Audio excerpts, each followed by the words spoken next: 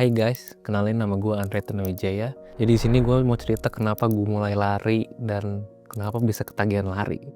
Jadi dulu gue pas SD, SMP, SMA gue nggak suka namanya olahraga belajar olahraga maksud gue. Kenapa gue gak suka olahraga? Karena tiap pelajaran olahraga pasti tuh namanya disuruh lari 10 keliling lapangan. Dan gue kayak, seriusan lari 10 kali lapangan? Udah ngos-ngosan gila. Ngapain gue lari-lari? Capek coy. Padahal orang lain kayak suka, jam olahraga nih, seru nih kayaknya jam olahraga. Bisa jam bebas gak belajar. Damn, gue malas banget harus lari lapangan 10 kali kan. Dan akhirnya, kenapa gue bisa ketagihan full maraton? Nah ini ceritanya. Jadi awalnya gue FOMO. Gue ikutin channelnya Sheryl Sinavia. Kalau dia sekarang buat channel Sheeran. Gue liat kayak, seru juga nih lari-lari ya. FOMO dong, kayak, ramai juga di Indo, lagi ramai juga tuh, lagi hype ya kan, abis covid orang nggak tahu mau ngapain ya lari. Awal gue lari tuh gue kayak pace 8, gue ngap-ngapan, gue jalan, lari lagi, jalan, lari lagi. Gila, nggak kuat gue lari kayak gini, apaan. Terus akhirnya 2 bulan gue bisa pace 6 stabil buat 10 km. Dan akhirnya gue memutuskan untuk daftar race.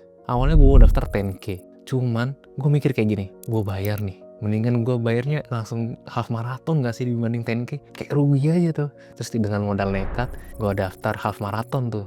Habis gue daftar half marathon, ya udah dong, kayak latihannya paling kayak seminggu 1 kali atau 2 kali, kayak cuman sampai 10K, nggak berhenti lari, bisa ternyata. Oke nih. Tapi pas race day, pas kilometer 13, kaki gue kram coy, sebelah kiri.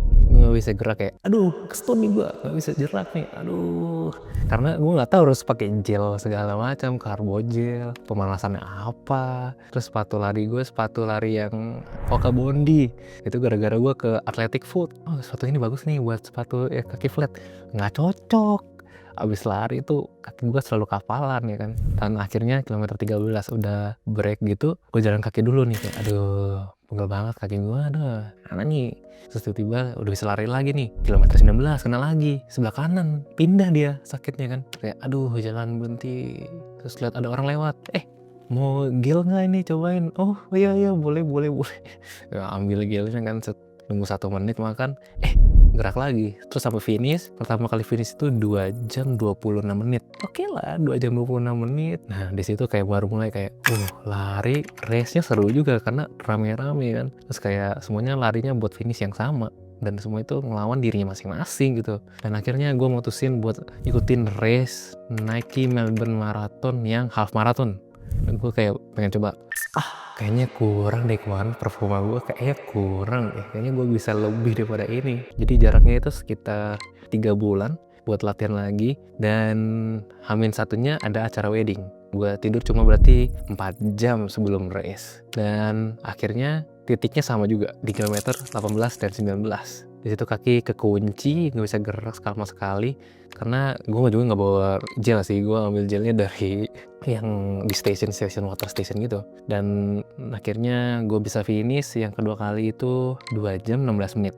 Dan menurut gue itu sebuah peningkatannya oke lah, karena latihannya juga volumenya nggak segitu banyak, kayak modal nekat aja gitu. Setelah itu gue mikir dong, half marathon gue bisa 2 kali, artinya 21 tambah 21 sampai dengan 42. Gue bisa dong full marathon, artinya ngeri banget gitu kan, kayak boleh nih. Tapi gue belum kepikiran buat daftar full marathon.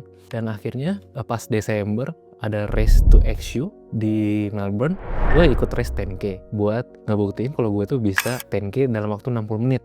Karena gue belum pernah sama sekali, karena personal base-nya tuh kayaknya 1 jam 30 menitan. Terus kayak, oke, gue coba push di race Desember itu.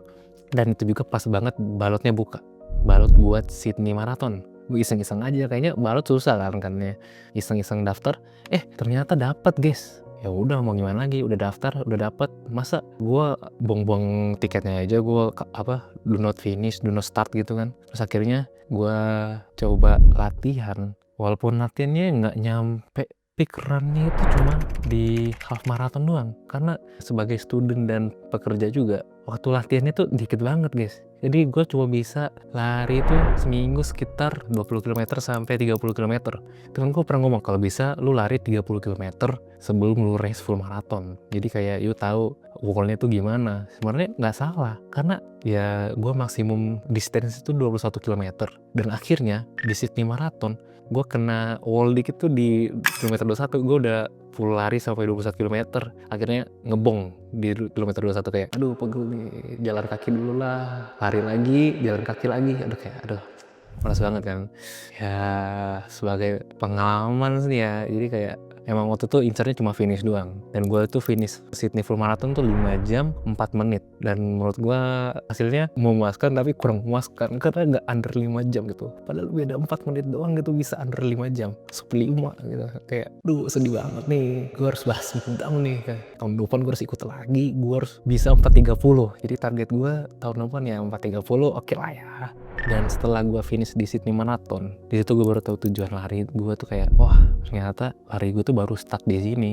Dan gue baru tahu kalau gue tuh bisa distance sepanjang 42 km ini. Dan gue sekarang tergila-gila sama WMM, tapi versi balot aja karena budget pelajar guys ya.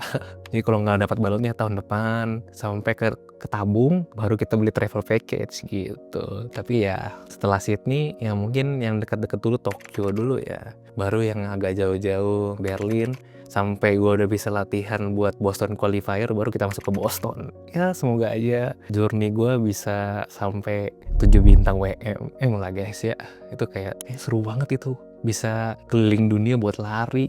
Dan abis finish maraton gue kayak ngerasa wah kayaknya panggilan hidup gue itu buat lari. Asik. Soalnya lari itu menyenangkan gitu loh. Kayak abis lari pegel-pegel kaki makan, sebelum lari cut loading makan lagi. Gue bisa menjustify gue makan banyak karena gue lari gitu. Jadi kayak jadi ya gitulah guys cerita singkat buat channel ini. Terima kasih sudah menonton dan lupa di like, di komen, dan di subscribe. Thank you for watching. See you for the next video.